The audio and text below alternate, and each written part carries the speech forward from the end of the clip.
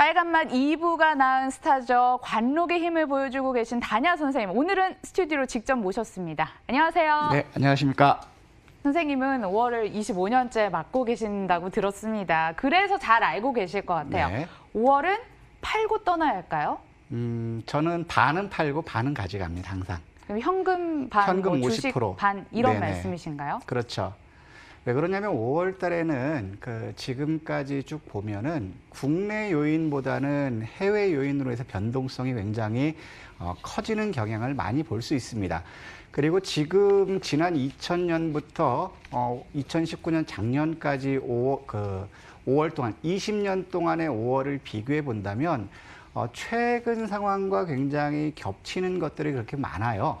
그렇기 때문에 지난 2000년부터 2019년까지 20년 동안의 5월 달 주가의 변동성을 보시면서 판단하는 거는 여러분들이 굉장히 쉽지 않을까 생각하는데 2000년도에는 그 상승으로 마감했어요. 거의 강보합 수준으로 마감했는데 여기서 봐야 될 거는 이제 그 최저가 대비 종가로 봤을 때는 14.71포인트, 즉 캔들의 꼬리를 길게 만들었다는 거거든요.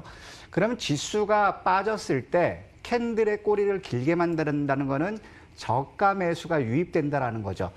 반대로 고가 대비 종가를 보면 마이너스 6.4%였습니다. 이거는 결국에 캔들의 길이가 길기 때문에 매수가 굉장히 컸다라는 거 보이고요. 요거는 어떤 이슈냐면 IT 버블이 깨지면서 낙폭 과대 인식 때문에 저평가로 생각 매수에 들어왔던 거고요. 그 다음에 여기서 봐야 될 게 뭐냐면 지난 2002년도에 보면 2001년 같은 경우는 6% 5월 한 달 동안 6% 상승을 마감했는데 여기서 볼 건 2002년입니다. 월드컵 경기에 굉장히 고취되어 있었는데 하락은 5.45% 하락해서 마감했어요. 근데 여기서 봐야 될 건 뭐냐면 장중 고가 대비 종가로 보면은 9.76% 하락했다라는 겁니다. 이거는 결국에 매도 압력이 굉장히 컸다라는 거죠. 그때는 어떤 것 때문에 그러냐면 바로 카드 대란, 무분별한 카드를 발급해서 LG카드가 매각되고 LG그룹이 금융사, 증권사도 매각하면서 LG그룹이 금융에서 손 떼는 그런 보였는데 자, 이런 것들은 이제 국내 요인이었습니다. 그러면서 2004년도를 본다면 2004년도는 주가가 6.84% 하락해서 마감했는데 또 공교롭게도 장중 저가 대비했을 때는 10% 올랐다라는 거거든요. 그러면 결국에 꼬리 길이가 이만큼 길게 10%가 되고 윗꼬리는 6.84이기 때문에 저가 매수가 굉장히 들어왔다는 겁니다. 이때는 어떤 국내 이슈였었냐면은 노무현 대통령 탄핵이라는 국내 이슈가 있었죠. 네, 그것 때문에 이제 변동성이 컸고 그 다음에 봤을 때는 이 부분일 겁니다. 2006년도 지금 장중 최고가 대비는 10.36% 마감 하락했고 종가로는 7.19%. 이게 바로 북한 핵실험. 지금과든지 어떤 시세 상황이 겹치는데 자, 그러면 여기 봤을 때는 2007년도에는 금리를 동결하고 경기가 회복될 것이라는 기대감으로 10.29포인트 상승했는데 이때가 제일 좋았네요. 그렇죠. 보시면 종가로는 10.29포인트인데 결국에 밑에 꼬리가 10%입니다. 그러면 10.29에서 시작해서 쭉 밀렸다가 매수세가 강하게 들어왔다라는 거죠. 그럼 여기서 지금 2010년도까지 봤을 때 5월 달에는 주가의 변동성이 있다 하더라도 우리가 매도로 동참하는 게 아니라 매수, 즉 주가가 빠졌을 때는 저가 매수가 강하게 유입되기 때문에 우리가 이만큼 종가로는 이렇게 하락해서 끝냈지만 결국에 저가 기준으로 했을 때는 수익을 보고 나올 수 있다는 겁니다. 누군가는 수익을 봤다는 그렇죠. 또 의미이기도 하네요. 맞습니다. 네. 여기서 이렇게 5월 달에 주가 변동성이 큰 요인을 보면 불안하신 분들, 소심한 분들은 더 빠질 것 같은 건 매도하는데 반대로 여기서 포인트를 잘 잡을 거는 두렵고 급한 사람이 많아지면 우리는 그 사람들이 매도하는, 투매하는 걸 밑에다 받아 싸게 먹을 수 있다는 거예요. 그런 것도 한번 유념해 두셨으면 좋겠고 그다음에 2010년도에는 뭐냐면 유럽 재정위기가 나오면서 5% 하락했습니다. 또 여기도 마찬가지로 5.76포인트 하락했지만 밑꼬리 부근에서는 6포인트 상승 끝났거든요. 그럼 결국에 5월 달에는 밑꼬리 부분은 주가가 하락했을 때는 우리는 매도 동참하는 게 아니라 매수로 강신장이 수익 나는 장이네요. 그렇죠. 예. 기다리면 먹는 겁니다. 저가에서. 그다음에 여기서 또 보시면 2011년도는 나름대로 견조했어요. 그거 좋지만 빛나된 암살 테러 속에서 움직였지만 조용하게 움직였는데 가장 큰 부분이 2019년, 2012년입니다. 이때 최고가 대비는 11% 밀렸고 저가 대비는 3%인데 결국에 이때는 주가 위에서 파는 사람만 굉장히 많다라는 거죠. 2012년도에는 어떤 이슈가 있었냐면은 저축은행 파산, 유로존 재정위기, 그 다음에 김정은 승계, 이 대내외적인 복합이 있어서 많이 나왔는데 지금 2012년이 2020년과 유사하게 움직여주고 있습니다. 이따 하나를 이제 볼게요. 네. 자, 그러면 쭉 나름대로 이제 견조한 변동폭이 없었습니다. 굉장히 견조하게 13년부터 2017년까지는 주식수가 견조한 박스권으로 움직였거든요.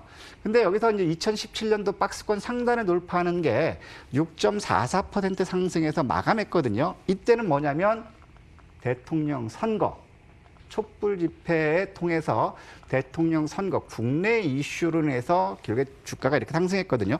그럼 이거는 뭐냐면 올 4월 달 주식시장이 좋았던 게 총선에서 여당이 압승을 거두면서 결국에 강한 상승을 보였고요. 또 여기서는 또 유럽이나 미국에서는 재정 정책을 확대했습니다. 그런 것들이 일단 시장의 이슈가 됐고요.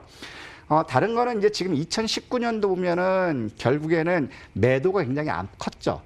이거는 어떤 거냐면 북미 무역 전쟁. 진짜 지긋지긋했었거든요. 네, 진짜 작년에. 지긋지긋했습니다. 네, 기억납니다. 그럼 여기서 이제 여러분 봐야 될 게 지난 20년 동안 주가 상승 횟수하고 하락 횟수하고 본다면 같습니다.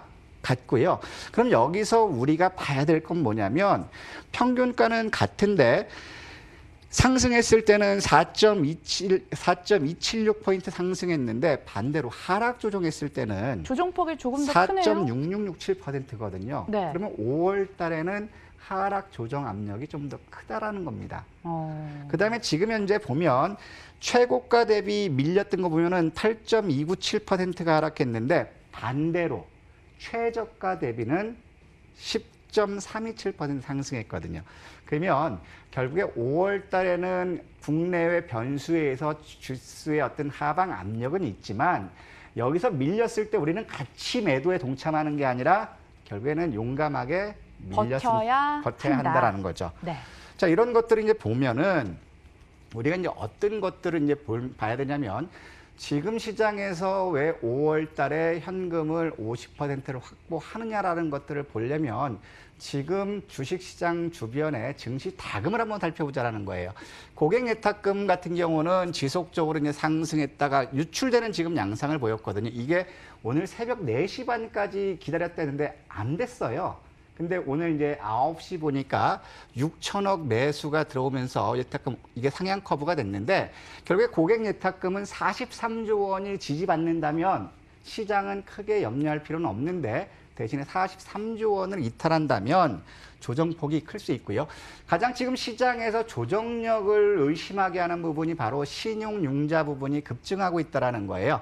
지금 보면 주가 이렇게 보면 89조 원대 이렇게 갔다가 결국에 얼마 전까지 바닥권을 만들었거든요. 그러면 여기서부터 지금 현재 89조 원대까지 대략적으로 이 부분이 증가되는 분 2조 4천억 정도가 신용융자가 증가됐다라는 거예요. 그럼 결국에 9조 원대 부근에서는 다시 한번 신용융자를 털기 위한 기술적인 조정이 있을 수 있다.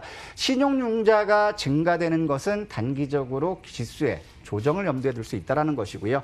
그다음에 주식적 수익주권을 보면 76조 원이 그 관건입니다. 지난 3월 19일 날 바닥권에서 2조 5,800억이 들어왔면서 주식형 수익증권으로 자금이 유입됐거든요. 그러면 오늘도 또 여기서 1,600억 매도했기 때문에 시장에서 자금이 빠져나가는 게 이게 좀 부담스럽고요. 그다음에 MMF를 보더라도 지금 최고치 149조 원을 기록했다가 4월 1일 날 119조 까지 하락했습니다. 그러다가 다시 15일 날 142.5조 원까지 증가했다가 지금 현재 유출되고 있거든요. 그러면 고객 예탁금도 138조 원이 이탈한다면 지수는 하방으로 볼 수 있는 부분이고요. 그다음에 제일 큰 부분은 이제 시장의 우려를 본 부분이 유가입니다. 유가를 본다면 결국에 이거는 오늘 4시 반까지 여기서 방향성을 결정할 거다라고 해서 그려놨는데 4시 반 이후에 이렇게 올라가서 마감했어요. 그럼 여기서 말씀드리는 게 유가는 저점이 높아지는 상승 추세, 고점이 높아지는 수렴 추세에서 위로 갔기 때문에 유가는 하방 압력보다는 오히려 상방 쪽으로 방향을 잡을 수 있지 않을까 이렇게 판단되고 있습니다. 그러니까 강심장으로 버티고 운 좋게 바닥에서 잡으면 평균 10%씩 먹었던 5월 장이긴 한데 이게 사실 말이 쉽지 어떻게 대응을 해야 될지 개인 투자자분들 난감하실 거란 말이죠. 혹시 좀 쉽게 대응 방법을 알려주실 수 있을까요? 지금 상황에서는 우리가 대응할 수 있는 부분은 낙폭을 어디까지 볼 건지를 잡고 가야 돼요. 낙폭을 네, 조금 더 쉽게 주가가 말씀해 어떻게 주세요. 갈 건지. 그러면 네. 제일 쉬운 게 주봉상이나 월봉상으로 밑꼬리를 한번 보세요. 밑골이요? 우리는 철저하게 머리를 먹으러 가는 게 아니라 꼬리를 밟으러 가는 거니까 주봉상의 장중 저가라든가 월봉상의 장중 저가 수준을 한다면 싸게 매수할 수 있는 중요한 포인트입니다. 아, 좋습니다. 그럼 결론은 5월 증시는 밴드가 어떻게 형성이 될까요? 5월 달은 이런 것들 보면 자금 동향과 이런 것들 봤을 때는 저는 20년 동안의 상승폭과 하락폭을 봤을 때 코스피는 지금 현재 외국인들 기관들 매수 유입되고 있고 상승폭의 평균치는 6.48%, 어제 종가 기준으로 봤을 때 대략적으로 2059까지 최대로 간다면 2059, 보수적으로 본다면 2000포인트 터치를 보는 거고요. 대신에 이제 1800 수준은 나름대로 강한 하방 경직은 보일 수 있어요. 고객 예탁금이라든가 유동성은 있기 때문에.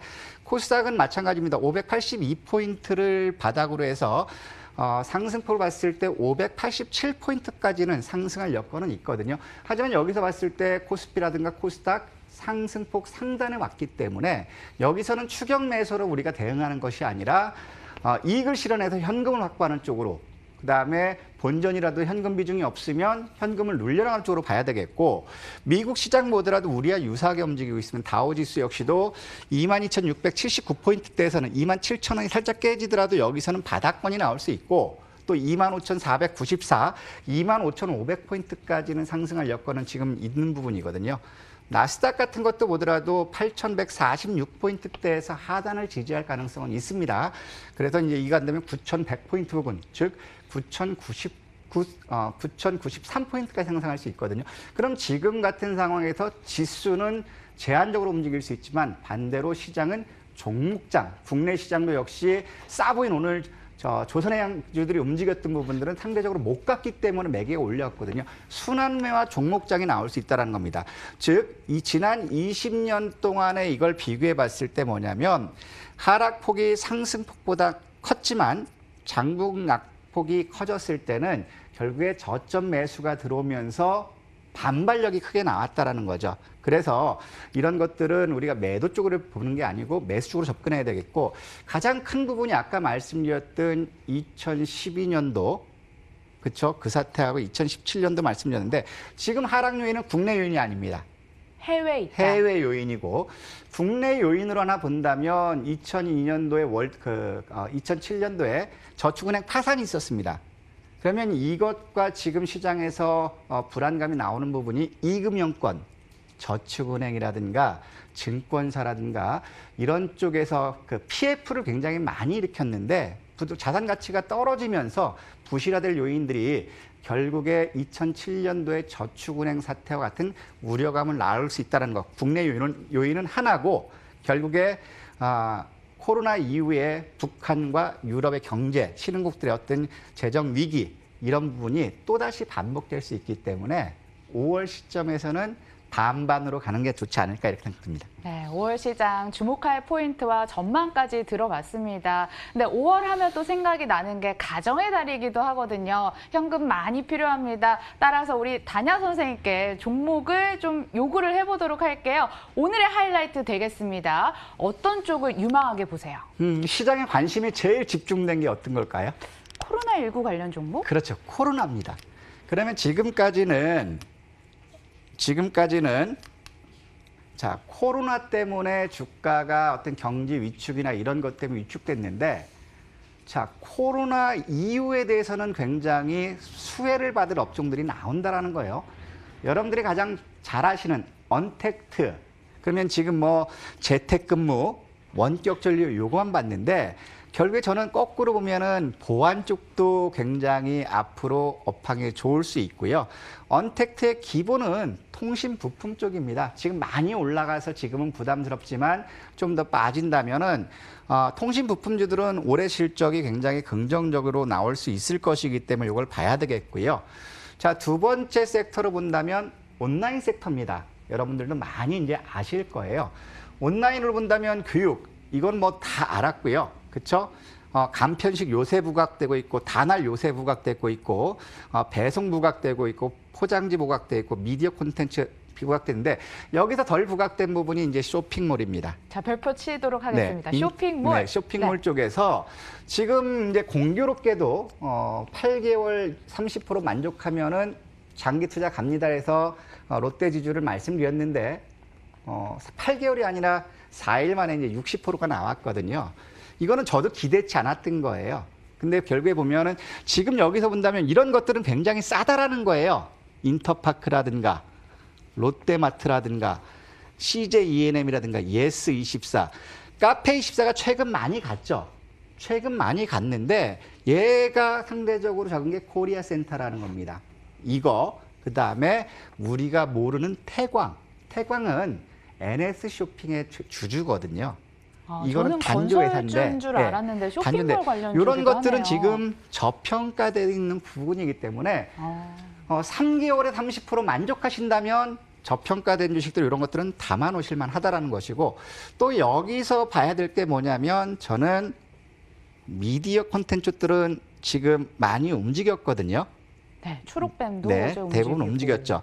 그러면 여기서 이건 버리더라도 우리는 이제 게임 쪽들도 지금 움직였는데 아직 움직인 건 아닙니다. 꼭 덜 갔다고 생각을 그렇죠. 하시네요. 게임주들 한번 게임주. 보시면 지금 실적 4년 연속 적자였다가 1분기 흑자낸 기업들 보면 고가 대비 지금은 5분의 1 토막 있는 것들이 많고요. 3분의 1 토막 있는 것들이 많아요.